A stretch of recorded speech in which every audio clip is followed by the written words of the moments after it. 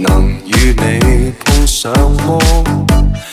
如提前10步入電梯，誰又被錯過？和某某從來未預約，為何能見更多？全城來撞你，但最後處處有險阻，只差一點點即可以再會面，可惜偏偏剛剛擦過，10面埋伏過，孤單感更赤裸，總差一點點先可以再會面，彷彿應該一早見過，但直行直過，只等一個眼波，軌跡改變，道